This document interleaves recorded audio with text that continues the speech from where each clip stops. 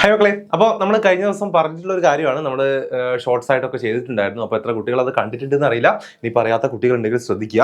നമ്മുടെ അക്കൗണ്ടൻസിയിൽ കഴിഞ്ഞ മോഡൽ എക്സാമിന് വന്നിട്ടുള്ള ഓരോ ചാപ്റ്റർ വൈസ് വെയിറ്റേജ് ആണ് ഇവിടെ കൊടുത്തിട്ടുള്ളത്. അതായത് നമ്മുടെ എല്ലാ ചോദ്യങ്ങളും നമ്മൾ എടുത്തിട്ടുണ്ട്. അതായത് വൺ വേർഡ് ക്വസ്റ്റ്യൻസ് എടുത്തിട്ടുണ്ട്, ഓപ്ഷൻ ക്വസ്റ്റ്യൻസ് എല്ലാം എടുത്തിട്ട് നമ്മുടെ ചാപ്റ്റർ വൈസ് നിങ്ങൾക്ക് ടോട്ടൽ എത്ര മാർക്കിന് ഓരോ ചാപ്റ്ററിൽ നിന്നും ക്വസ്റ്റ്യൻ വന്നിട്ടുണ്ട് എന്ന് നിങ്ങൾക്ക് ഇവിടെ കാണാൻ പറ്റും. അപ്പോൾ നമ്മൾ വെയിറ്റേജ് പറഞ്ഞ സമയത്ത് നമ്മൾ ഓൾറെഡി പറഞ്ഞിട്ടുണ്ടായിരുന്നു, നിങ്ങൾക്ക് ഏറ്റവും കൂടുതൽ പബ്ലിക് എക്സാമിനും മോഡൽ എക്സാമിനും ക്വസ്റ്റ്യൻസ് ഉണ്ടാവുക നമ്മുടെ ലാസ്റ്റ് ചാപ്റ്റർ ആയിട്ടുള്ള ഫിനാൻഷ്യൽ സ്റ്റേറ്റ്മെന്റ് എന്ന് പറയുന്ന ചാപ്റ്റർ തന്നെയാണ്.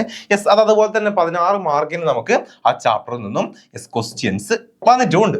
ഓക്കെ, പക്ഷെ അതിനുശേഷം നിങ്ങൾ ശ്രദ്ധിക്കുക, നമ്മുടെ ഒന്നാമത്തെ ചാപ്റ്റർ അല്ലെ, introduction to accounting, full theory വരുന്ന ചാപ്റ്റർ ആണ്. ഫുൾ തിയറി വരുന്ന ചാപ്റ്റർ ആണ്. അപ്പം ഒന്നാമത്തെ ചാപ്റ്റർ ഇൻട്രൊഡക്ഷൻ ടു അക്കൗണ്ടിങ് എന്ന് പറയുന്ന നമ്മുടെ ഒന്നാമത്തെ ചാപ്റ്ററിൽ 11 മാർക്കിനോളം നിങ്ങൾക്ക് ക്വസ്റ്റ്യൻസ് വന്നിട്ടുണ്ട്. അതായത് ഫുൾ തിയറി വരുന്ന ചാപ്റ്റർ ആണ്. അതിനുശേഷം നിങ്ങളുടെ മൂന്നാമത്തെ ചാപ്റ്റർ റെക്കോർഡിംഗ് ഓഫ് ട്രാൻസാക്ഷൻ 1ഉം അതുപോലെ തന്നെ റെക്കോർഡിംഗ് ഓഫ് ട്രാൻസാക്ഷൻ 2ഉം അതിൽ നിന്നും 10-13 മാർക്കിന് ക്വസ്റ്റ്യൻസ് വന്നിട്ടുണ്ട്.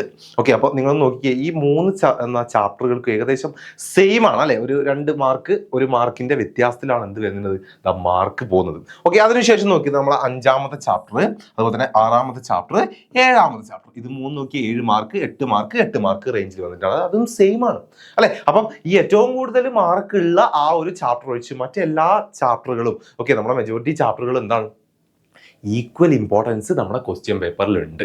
നിങ്ങൾ മനസ്സിലാക്കി വെച്ചോളാം. ഓക്കെ, അപ്പൊ പഠിക്കുന്ന സമയത്ത് കൃത്യമായിട്ട് എല്ലാ ചാപ്റ്ററുകളിലും പ്രത്യേകിച്ച് ഒരു കാര്യവും നിങ്ങൾ സ്കിപ്പ് ചെയ്യാൻ നിൽക്കണ്ട, എല്ലാം പഠിച്ചോളാം. കാരണം 10 മാർക്കിനൊക്കെ തന്നെ എന്താണ്, ഏറ്റവും സിമ്പിളായ ചാപ്റ്ററിൽ നിന്ന് പോലും 10 എബോവ് മാർക്ക് വരുന്നുണ്ടെങ്കിൽ ഓക്കെ, നിങ്ങൾക്ക് നന്നായിട്ട് അറിയുന്ന ചാപ്റ്ററിൽ നിന്ന് തന്നെ അല്ലെ, ചിലപ്പോൾ നിങ്ങൾക്ക് കുറച്ച് ടഫുള്ള ആ ചാപ്റ്ററിൽ നിന്നും 1-2 ക്വസ്റ്റ്യൻസ് ഒഴിവാക്കി നമുക്ക് ആദ്യത്തെ ചിലപ്പോൾ അത് മാർക്ക് പിടിക്കാൻ പറ്റും, സ്കോർ ചെയ്യാൻ പറ്റും. അപ്പൊ അതുകൊണ്ടാണ് എല്ലാ കാര്യങ്ങളും നന്നായിട്ട് തന്നെ പഠിച്ചോളുക. ഒരു ചാപ്റ്ററിനെയും അണ്ടർ എസ്റ്റിമേറ്റ് ചെയ്യണ്ട.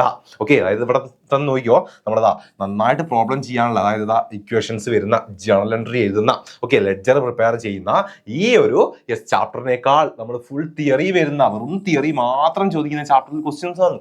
ഓക്കെ, അപ്പൊ ഈ കാര്യം നിങ്ങൾ പബ്ലിക് എക്സാമിന് വേണ്ടി ശ്രദ്ധിക്കുക.